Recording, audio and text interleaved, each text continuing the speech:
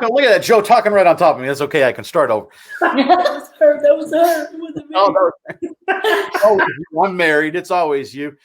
Thanks for joining us. I do appreciate it. I know usually we're live on Monday nights and we hang out with you, but it didn't work this week because we've got Joe and Jessica with the family flips, and they're so busy. It's hard to get them together. And we could get just Joe, but we don't want just Joe.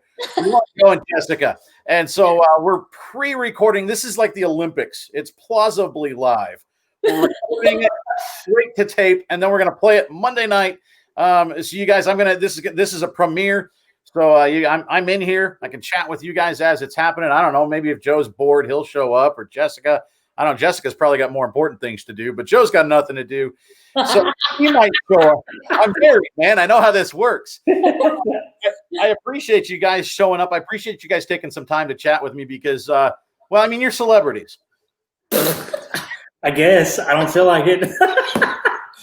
I did get noticed for the first time in public a couple of weeks ago when I was at my flea market booth, or our flea market booth. She didn't know me from TV. She knew me from the TV interview that we had with a local TV network here. Okay. That's where she knew me from. So yeah, you on the news. That's usually not usually a good. Not today. So can you give, for folks that, I don't know who out there doesn't know you guys, but if somebody doesn't, can you give a little introduction and just let people know who you are? Yeah, so we're the Family Flips. Joe has been reselling since long before we were married, and I kind of joined in afterwards. But we started off selling, consumer electronics, cell phones, things like that. And then things just kind of evolved. The market changed. We had to find new ways of sourcing items. So we ended up coming across buying pallets and purchasing liquidation. And that just opened a whole new realm of possibilities. So we became full-time resellers. We still do some wholesale stuff on the side, but for the most part, we just really love buying and selling liquidation pallets. Yes, it's fun. Yeah. Well, and Christmas morning every day. Yeah, Jessica touched on it, Joe, but you've been doing the reselling thing for a long time. I know you've talked about it on your channel before. You don't have to dive in because I know it's a long story, but can you give people an idea of how you got started? Because I think it's super interesting. I think originally, I was the kid that would drive my bicycle 3 miles across town to buy airheads for 10 cents to take them to school, to sell them for a quarter. I grew up in the 80s, during the baseball card era, right. The golden years of it. And I would flip baseball cards at 8, 9, 10 years old. So it started young for me. I guess it started. I was married before. My ex-wife, she wanted to pursue her dream of becoming an audio engineer. So we lived in Arkansas, where we live now. So I packed up. Her and I found a job in Tennessee so that she could become an audio engineer. And we went from 2 incomes to 1 income. And I realized very quickly that we needed more money if we were going to continue our level of living, our lifestyle. So I just started selling stuff around the house. Once I ran out of stuff to sell there, I did the traditional route a lot of resellers do is they go to Goodwills and thrift stores. And I settled on, of all things, women's jeans. I don't know why. Maybe it's because my ex-wife, she had jeans, and I think that's what it was. Now I'm talking about it. I've told the story how many times, and I finally remembered why it was started with women's jeans. Revelation today. It's because she had, a stack of jeans that she no longer wanted, and I sold them, and I was like, there's money in these women's jeans. So I just remember going to Goodwills and thrift stores, looking at the butts of the jeans, because that's all I knew how to tell if it was a good pair of jeans was by the hem. Is that what it's called? The thread, and then the butt design. That was all right, this has got a cool butt design. Let me look on eBay and see how much this is selling for. So I did that, and it took a lot of work, but I was making decent money at it. I liked it. I enjoyed the reselling process. And then I was in a Goodwill one day, and I heard an advertisement for shopgoodwill.com. And I was like, what is that? I don't like to shop, so let me see what's online. And so I got on Shop Goodwill, and they got all kinds of stuff. They got the higher dollar stuff that you can't buy in the stores. Granted, it's smaller margins because you can't buy it for like $3 and sell it for 50. But for me, I didn't have a lot of time. So I just started buying stuff from Shop Goodwill. I remember I just doing research, seeing how much stuff I could sell it for from buying there. And there was a depot, I'd say depot, place, a Goodwill location, a big location where you can buy online from and then go there and pick up. So I did that. And one of the times they had a box of cell phones that I purchased. I went and got the box of cell phones. I started listing those. I'm like, man, this is easy. Like, it's already in the eBay catalog. I don't have to measure anything. I just have to look up some information. They take up this much space versus like this much space. And so I started selling those. And then as that time, I got promoted to general manager with Cracker Barrel. And I didn't have to have a side hustle or a side job then. So I quit, and I still had the box of phones that I had purchased. I didn't sell them all. Long story short, I moved back to Arkansas, went through a divorce, and I was just like, I was praying, and I'm like, I'm tired of this corporate world. I want to pursue after my own dream and have the freedom to do, freedom to do what I wanted to, just the freedom at the root of it. And just in prayer one Friday night, riding a motorcycle, and God was like, do you trust me? And I'm like, yeah. He's like, no, do you trust me? And I'm like, yes. And each time he asked me, I felt like Peter when he was asking Peter, do you love me? And Peter's like, yeah. And Jesus is like, all right, feed my sheep, And then he asked me a third time, do you trust me? I'm like, yes. And he's like, all right, well, then on Monday, I want you to put your 2 weeks notice in. I want you to find a motorhome to live in. And that box of cell phones that you have in storage, I want you to start selling those. And as you sell them, keep buying more of those until I tell you to stop. So I put my notice in Monday morning. Monday afternoon, my ex-wife uncle actually called me and said, come see me when you get off of work. I go and I see him. He's like, I was in prayer this morning, and I felt like God wanted me to give you this 26-foot Winnebago. So quit my job. I had a Winnebago gave to me, started selling cell phones out of the Winnebago. And here we are 6 years later. It was about this time, probably 2 weeks ago, that I quit my job. Still selling cell phones. And still selling cell phones. Yeah, but are you still like doing research, like looking at ladies' butts and selling jeans? Only for resale purposes. Right. I will point out, Joe, that I have perfected the Cracker Barrel chicken and dumplings recipe. Oh, yeah? That is the go-to anniversary or birthday meal here in the house for Mountain Mama. She requests it, and that's what she gets. I've got it spot on. That's awesome. You got to put it on top of mashed potatoes, though. So make mashed potatoes, and then put your carby dumplings on top of carby mashed potatoes. It's good. The secret is a tablespoon of lemon juice in the mix at the end. I don't know how it works. I can tell you that's proprietary information that he doesn't know. That I don't know because it comes in a package. I should start selling that on my channel. I've got it. I've got it figured out. So, Jessica, you just got roped into this then. Kind of, yeah. Yeah, I hoodwinked her.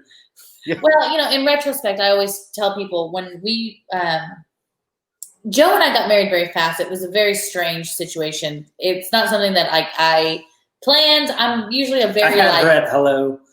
No, he had me at, I don't want to just date you. My intentions are to marry you. And I'm like, whoa, nobody's ever said that. I've been married before. Like, I wasn't playing around this time.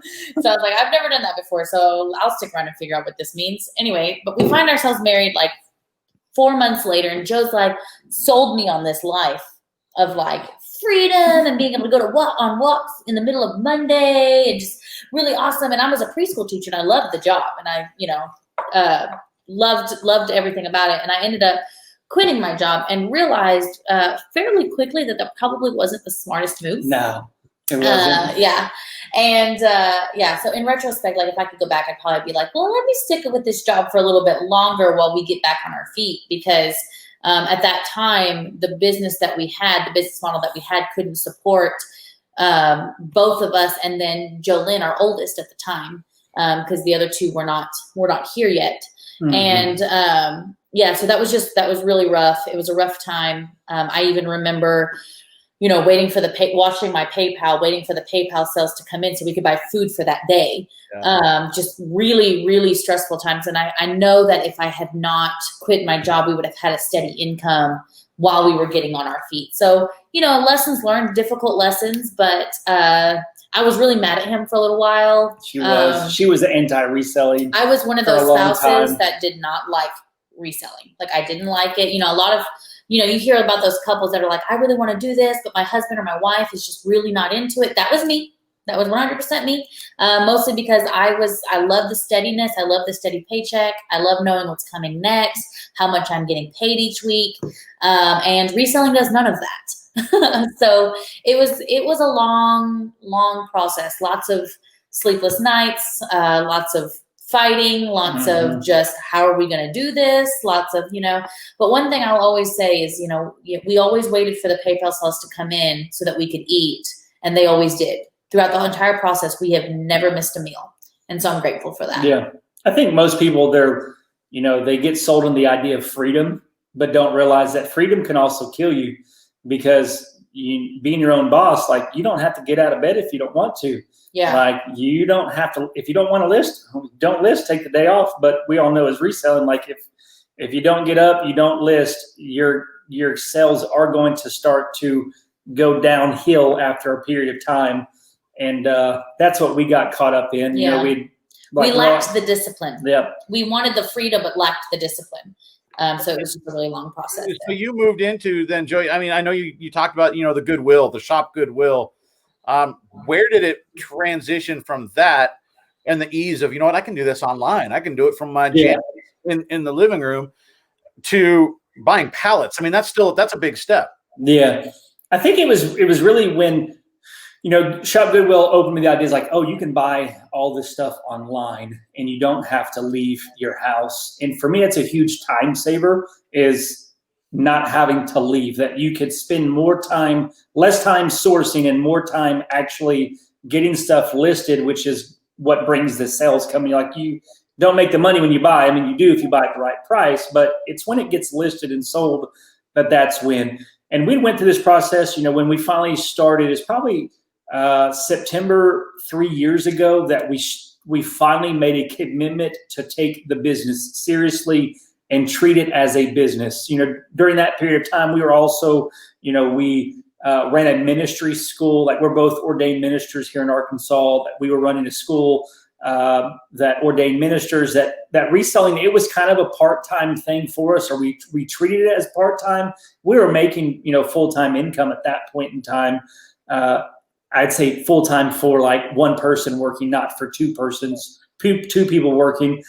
And we moved out of our 81 square foot bedroom because we're like, let's do this. Let's take it seriously. We got 1,000 square foot, and we started ordering like large lots of cell phones. We started scaling the business, started growing. We started adding staff. There's probably, from September, October of 2000, was that 17? Mm-hmm. Of 2017 to probably July of 2018, we had grown from like $8,000 a month in revenue to over $35,000 a month in revenue, with source buying a lot of consumer electronics. But then the market shifted overnight. We had 3 full-time employees that we had working for us, and the market with cell phones, we were buying them then, they went from like, $4 or $5 a cell phone to like $10 to $15 a cell phone, almost over a week's period of time. And with those margins, we could not afford the staff that we had. It was a scary thing. Yeah. Yeah. Because we were like, we're not just feeding our family, we're feeding 3 other families here. Yeah. And that's the problem with having all of your sourcing eggs in one basket. That's why it's always great to have multiple sourcing techniques in your tool belt.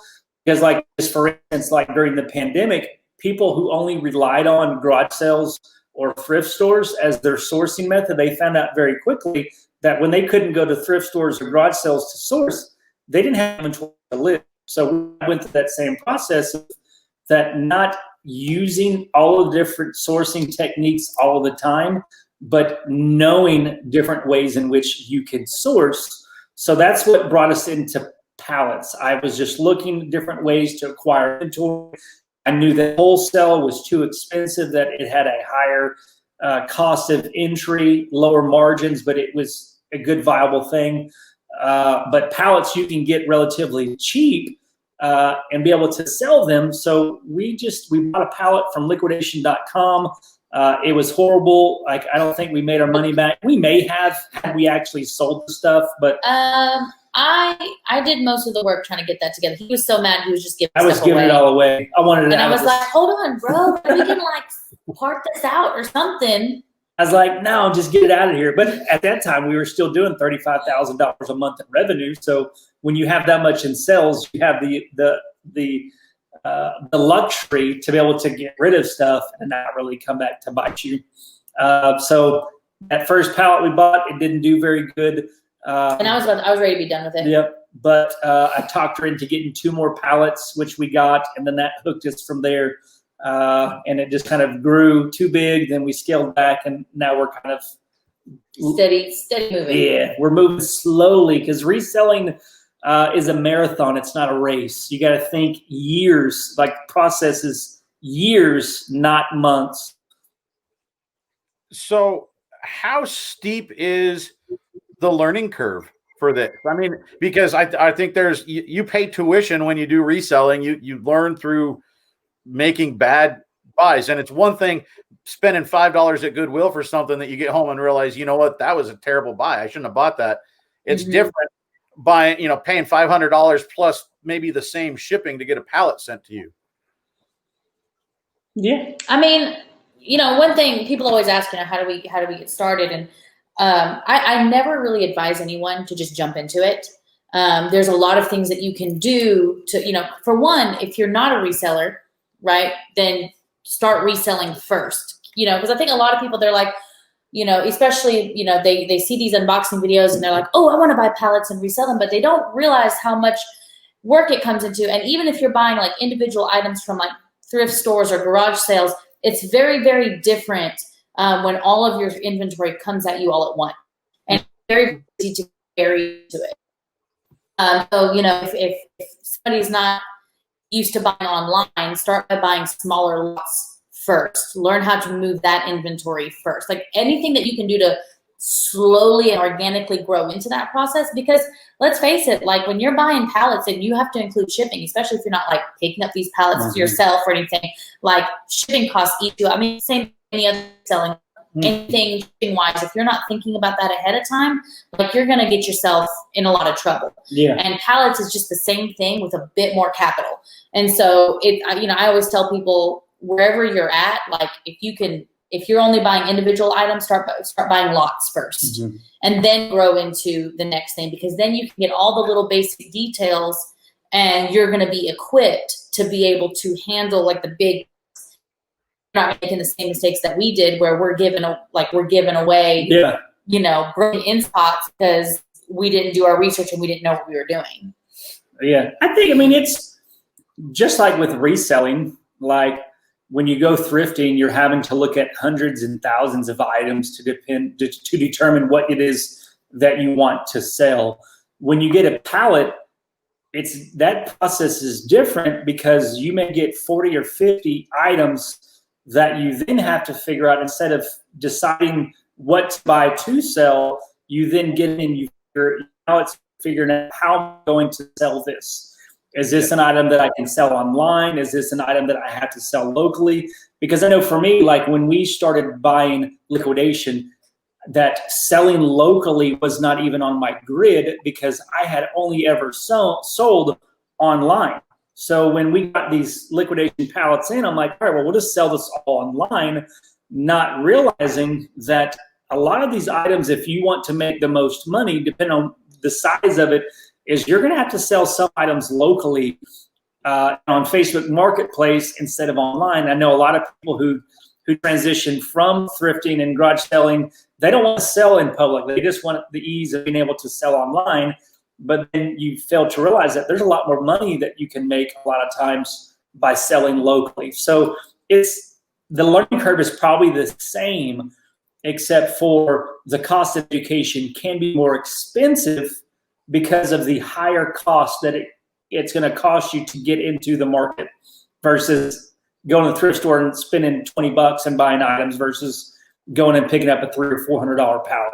Yeah. And you guys do this just out of your garage, right? It's not like you have a warehouse somewhere.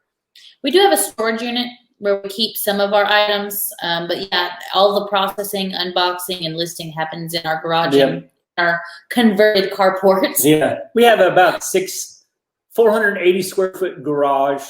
And then we have a carport that's probably around 300 square foot that we have as our listing area, our workstations.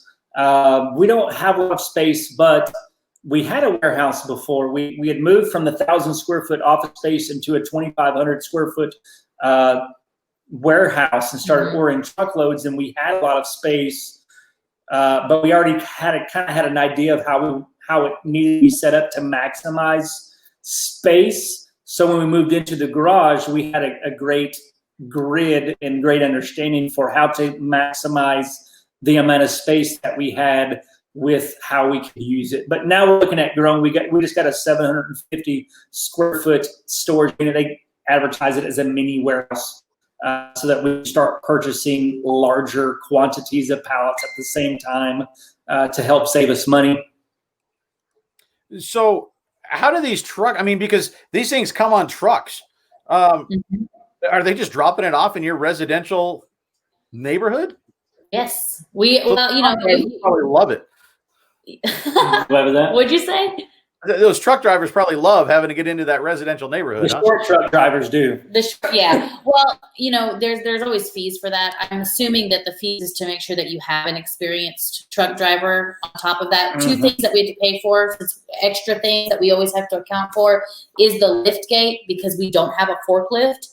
So that, we pay that fee to ensure that our pallets get delivered on a truck with a lift gate. And then we also pay a residential fee. So that is going to make sure that there is an experienced driver able to come and drive through residential areas to deliver it. But we haven't, our truck drivers, everyone that we've had has always been really nice. They're pretty good. Really awesome. And they are amazing Yeah. with these trucks. Because we live on like a dead end road. Like there's no you can't just go around and come back out. They have to back that giant truck up. It's crazy. It's crazy. And I'm like, man, this is miraculous. Like, how did you do that? And I always tell them when I run, we have negotiated rates now because we buy so much. We always encourage people, don't always use the freight carrier that the liquidator provides. Try and find somebody locally in your area that you can use, because you can save a lot of money by doing so. And we did. I always tell them, send the short truck. And now they know, they need. I think with this freighter, they brought the 53-foot truck once. He was able to get in and out, but he was nervous. He was a new driver too. Yeah, I want to see that on your YouTube channel. I want to see the next drop off and watch how they get in and out. Because because we're buying more, because we got the storage unit, we're in the process of, we found some liquidators that are close. 6 months ago, there wasn't a liquidator within 6 hours of us. But over the last 6 months, there's actually been 3 or 4 that have opened up within 3 hours for us or from us. That has really changed our business model, because now we can actually rent a 26-foot Penske truck, go pick up 12 pallets at a time at least, and save a lot of money on shipping. So I don't know when we'll have somebody deliver again. I don't know. It might. We might. I'm sure we've got some videos like I said, it's out good to there have somewhere. It's good to have eggs in different baskets. You know, so if this doesn't work out, or if the liquidators near us don't have what we're looking for, we may end up sourcing back with a freight truck and have them delivered. So this is true. We just don't know. The uncertainty. I'm getting used to the uncertainty. I'm like a risk averse person, which is it's crazy that I'm even in this business being a risk averse person. But I'm one of those people that like Joe will be like, we should do this, this, and this. I'm like, okay, well, hold up. I need some details here. Pick one. That's usually my that's my brainstorming process is we should do this. And I'm like, hold on now. Yeah. Hold on. Now I'm like, this is just an idea. Like, we're not saying that we have to do this. This is just an idea. Joe will be thinking like 3 or 4 like years down the line, but neglect to tell me that. And I'm like, what? Yeah. So when did YouTube start for you guys? Because I watch your channel, but I haven't gone back to, okay, where's video 1? Like, You don't have to do that. I'll just tell you. Yeah, right. Actually, our channel started off as, a big why that we have in our business is learning how to make that extra money and teaching other people how to do that. This is just an avenue and that you can do that with. But, for some people, 300 extra bucks a month could be life-changing. Like that could mean a lot for somebody. And for us, coming from a place where we didn't have a lot of money, where we were really literally just waiting for flip phones to sell so that we could make, we could buy food. Like we want to help other people get there and give them the knowledge that we wish we had when we started. But before we ever got into pallets, we were not a reselling channel. We were actually what we call a phone farming channel, which is where there's these various apps that you can put on your phone and have them run, and it earns fractions of pennies. But if you have, a farm of phones running the same application, you can make some money. Yeah. Now, there was this gray area that we kind of stumbled upon. It was not illegal, but we were looking at like terms and conditions and stuff. And then we just kind of felt a conviction about it and ended up not doing it anymore. But then we started changing the YouTube channel because we had a lot of people who watched our stuff. And we're teachers at heart. I mean, that's just who we are. We love to teach and we love to help other people. So we kind of turned to reselling. And actually, when we got our warehouse, and we were like, well, we're gonna do a live video. We did live videos, and if you ever go back there, do not judge my dreads because they were baby dreads at the time. So I was like a wild lion, mean, crazy person. But we were doing unboxings and they were not very good. Like it was just a camera set up. We did the best that we could. And they were all live streams. They were all live streams. Yeah. I remember one I did that my camera, I had dropped my phone. It's like there was a crack that went through the camera lens. So like part of the screen is like shiny and like cloudy. Yeah, they were not great quality at all. However, those are the videos that A&E watched that got us on the show. Like that was they were interested in those videos, which I find hilarious.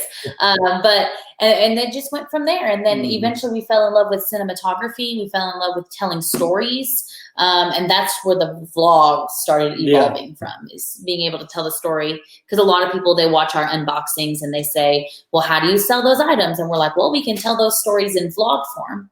So they're entertaining and educational. Yeah. And the tips videos are probably the hardest for us because it's more conversational based for us. Like we want to be able to teach in the moment while doing things.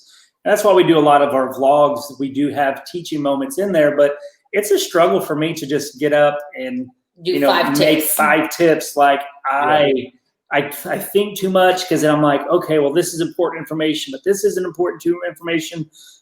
So it was hard for us to do that, which is kind of why we settled on kind of the method in vlog style videos a lot more.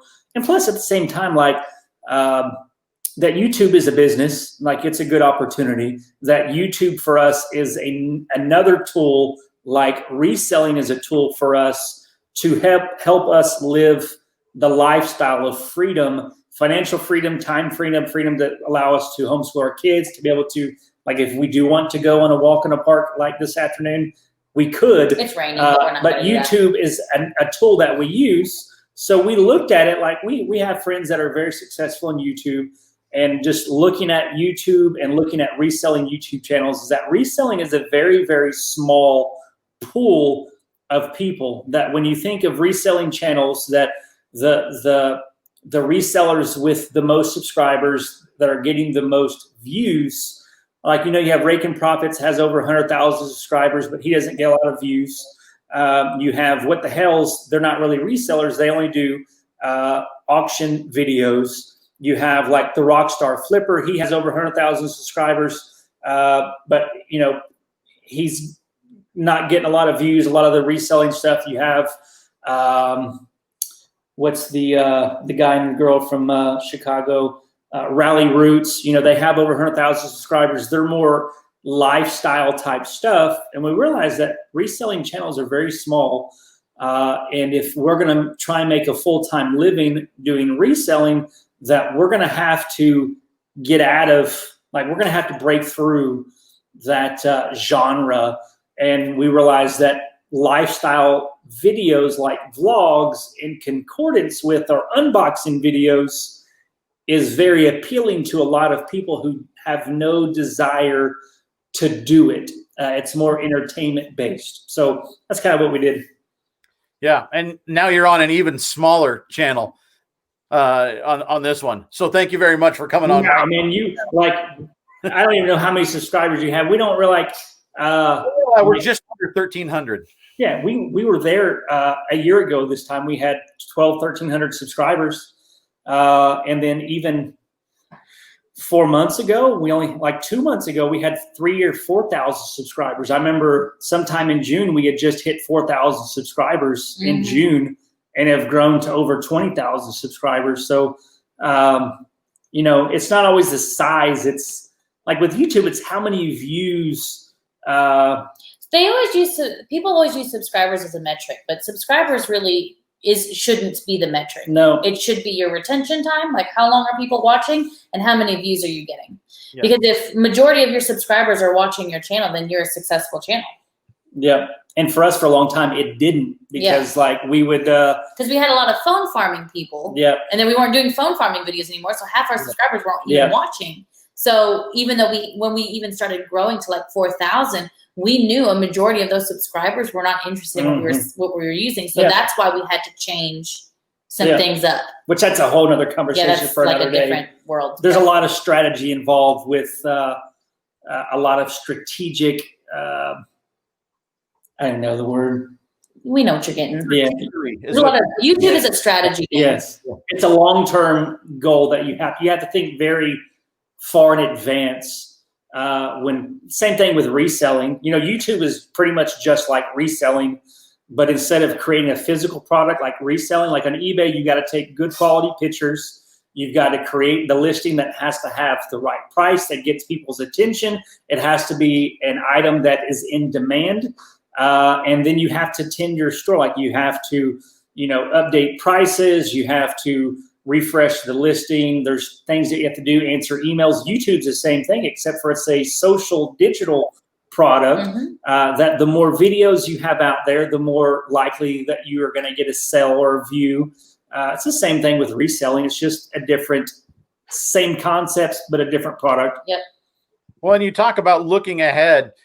You couldn't have imagined that A&E was going to find your old videos and reach out and be like, hey, we're doing this new show. We think you might be a fit. You want to come on in? Yeah, it was weird. Like two years ago, they talked to us, but we didn't hear.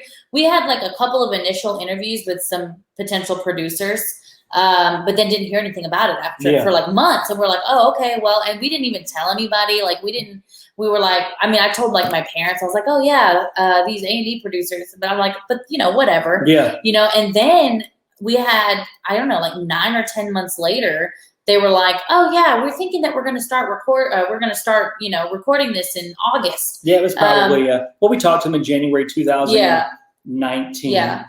And so it was like a long 7-8 month process from the beginning of when it started to having them decide they want us on the show and then agreeing. But like once it happened, like once they decided, it moved very, very quickly. We started filming within like 3 or 4 weeks later, and it went very fast. Yeah, we finished recording probably beginning of March. Okay. Yeah.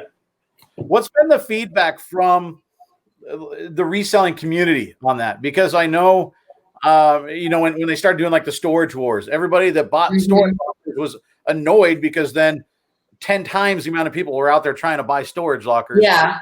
I'm assuming there's the same group of people that are like, you're ruining the pallet game for us. Yeah, we've had a lot of people not very happy with us, but I think, we've addressed that a few times because really in Joe's words, which I think is very accurate, is comparing storage wars to extreme unboxings is like comparing apples to oranges, because you have to think, storage wars, you think about what it takes to resell something like that, because for one, storage, there is an infinite amount of money that could be in a storage unit, because it's stuff that people have put in there. There could be diamonds, there could be whatever. It's a lot higher ceiling. It could be a lot, and on top of that, it goes for a lot less. I mean, you're not paying, $600 or $700, a pallet for a storage unit. You're paying, maybe $100, $200, $300 maybe, but with pallets, there is only so much money that you can get off a 6-foot pallet. Yep. And on top of that, like you're paying pretty much there's bidding, but you're gonna average a certain amount of money here. So there's gonna be a ceiling, and on top of that, it's gonna be a lot more. So the cost to get in to buying pallets is gonna deter people altogether, because the risk is there. And I do feel like Extreme Unboxing did a really great job of showing what the risk looks like, because even experienced pallet people, like there's been multiple losses on this show. And there was even actually one of the people in, I think, where were they? Where are they? Ohio? Yeah. Chuck and Chris. Yeah. They had a manifest where they thought they had these bows on there, and it said on there, and they were like, we're going to make thousands. So they bid thousands of dollars on this set of pallets, but it was wrong. The manifest was wrong. And it said it was $1 little children's sunglasses. And they lost a whole bunch of money. We've lost money on a tool pallet on the show because, we were in charge of buying our own pallets. So the risk was still real. They didn't put anything in the pallets. They didn't do anything to it. A&E learned from Storage Wars that people did not like the fabrications that were coming. So they were very adamant about not doing that with Extreme Unboxing. So I think a lot of people are upset. And I think it's a fear-based mindset. If it wasn't the A&E show, it was going to be something else. The market is always changing. And so if we want our businesses to survive, we have to learn to adjust too. Yeah. It's like, it's the same people. It's like,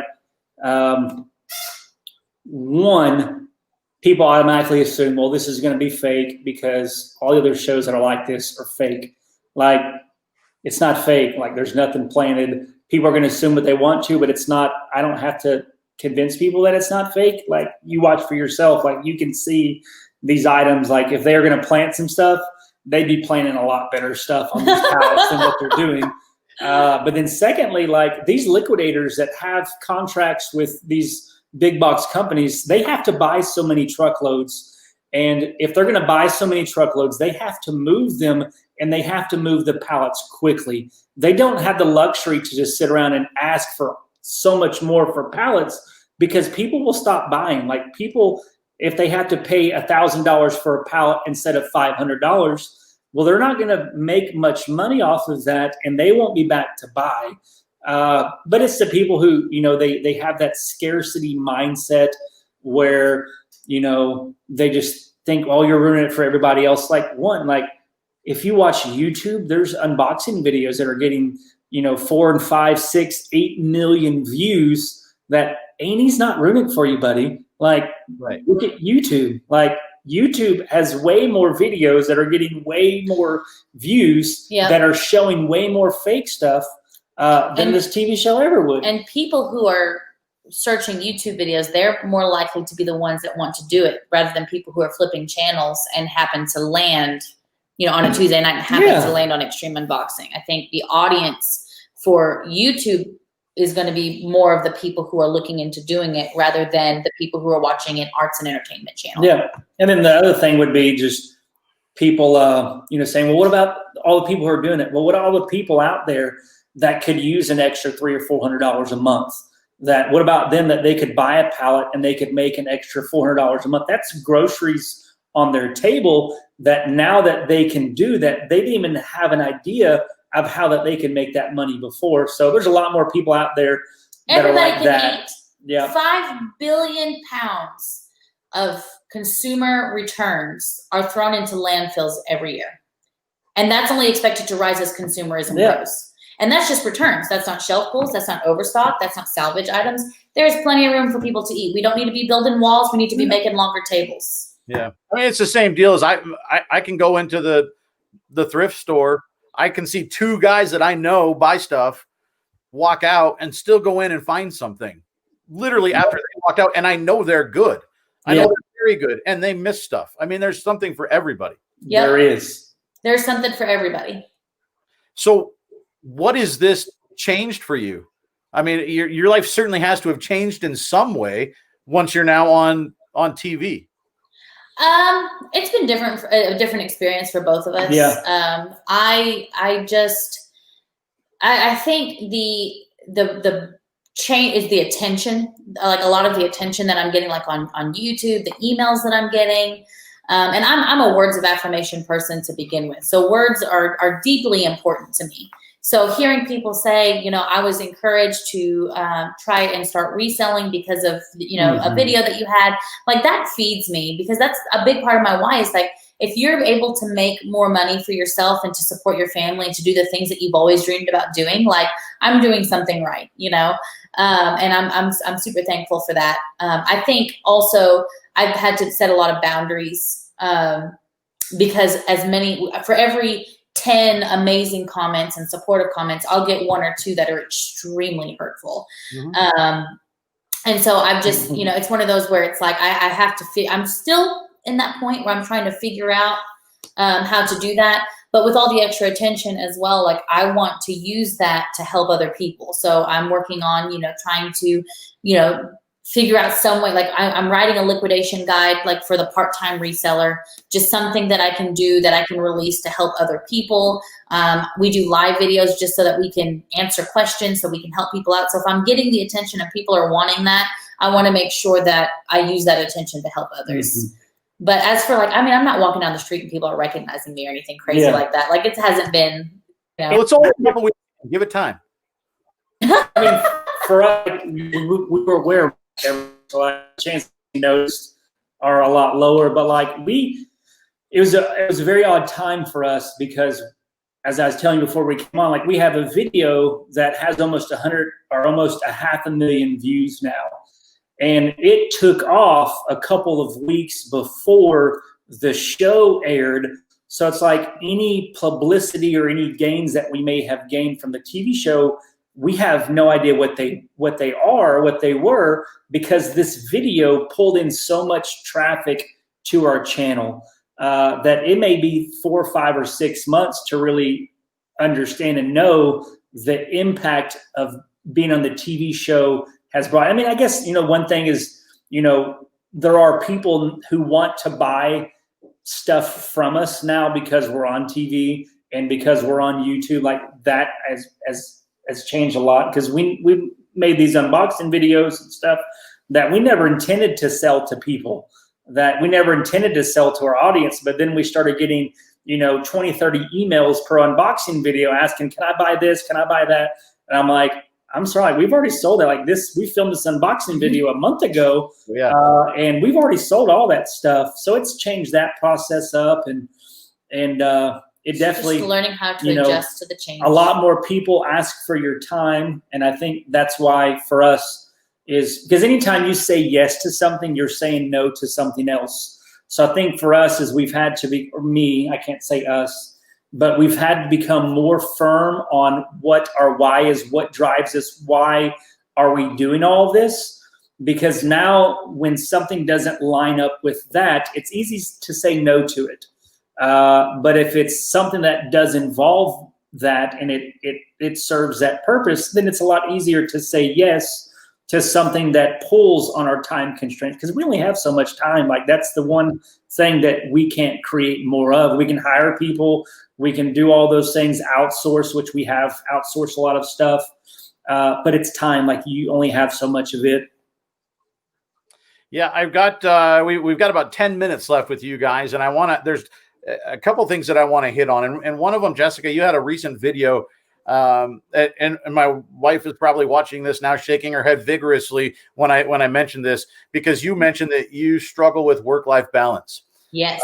There she is. She's probably commenting already in the side during the because I do too. I mean, I pour myself into this, and now we've added YouTube in the last year, and so now it's not only the side hustle turned into a part-time job, and then I added YouTube, which is another part-time job. And like you talked about, Joe, I mean, you have to put into it to get out of it.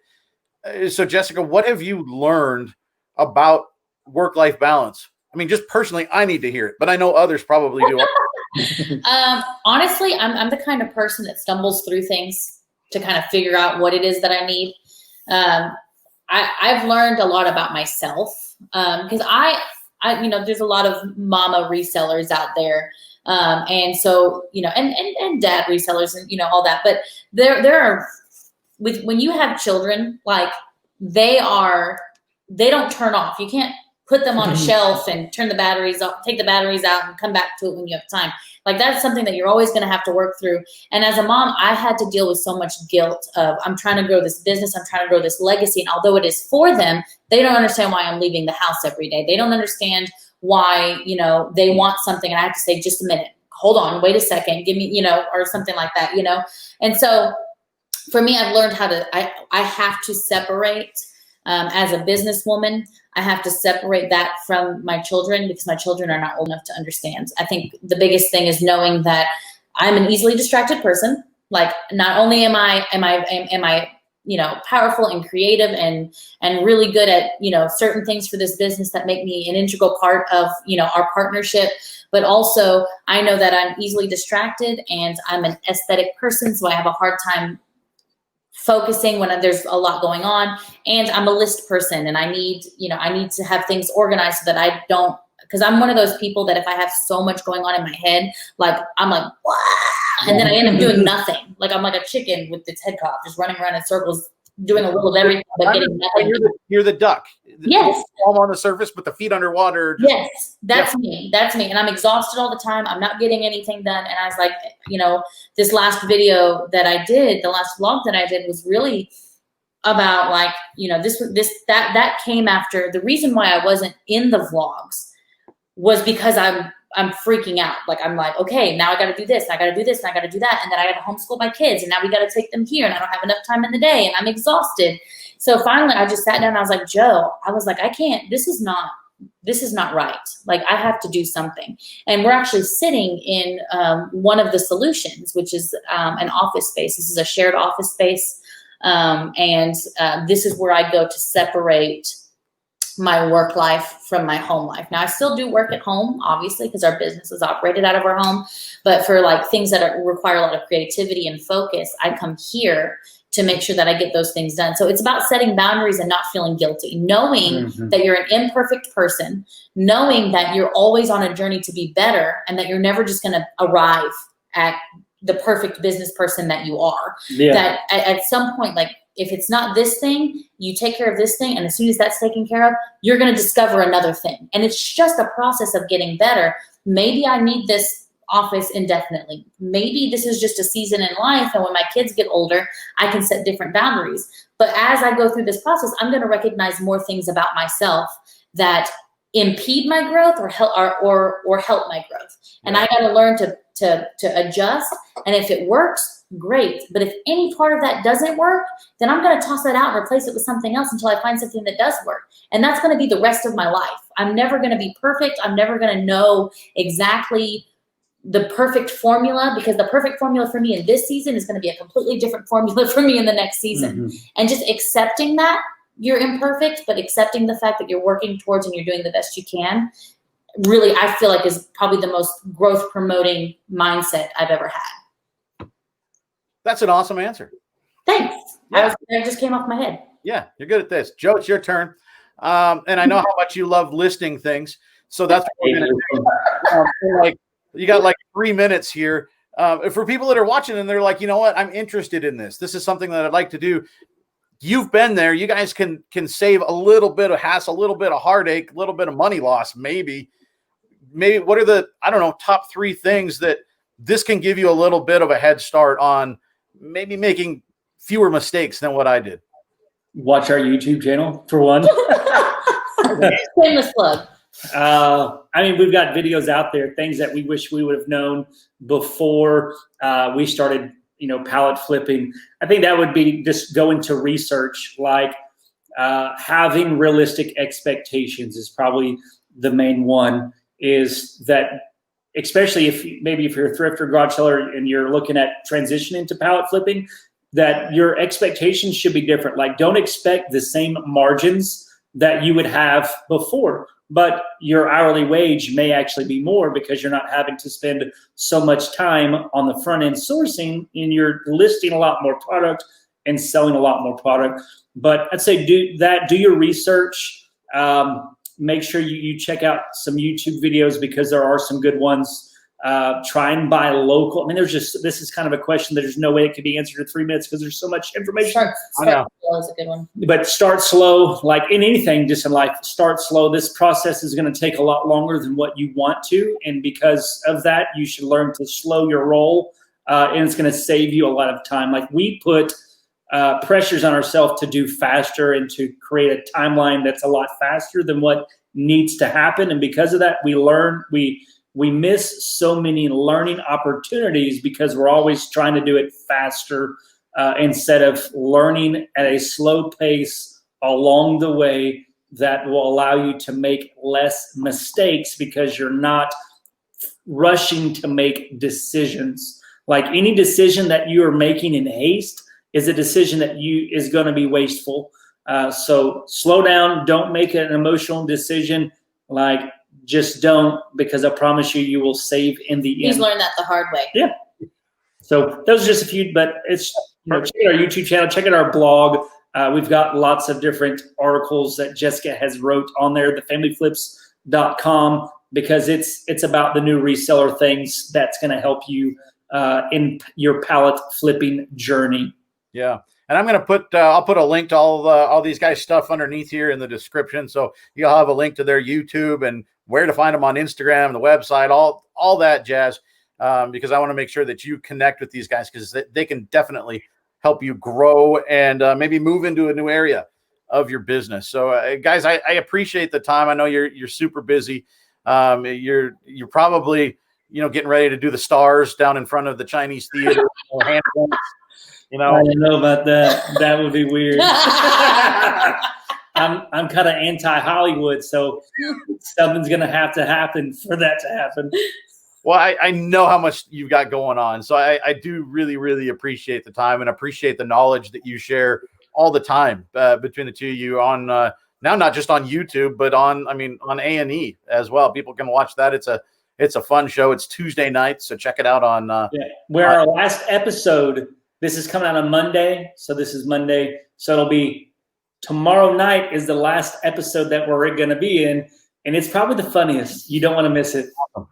Yeah. So, guys, thanks for stopping by, Jessica. When you get done with that little guide, I'll buy it. Because it's I want to learn. Even if we don't dive deep into it, it's something that I maybe once in a while. Hey, let's try it, and let's learn. I'm always wanting to learn something else. So sign me up. Well, thank you. And thank you for taking the time to have us on your channel. We really appreciate it.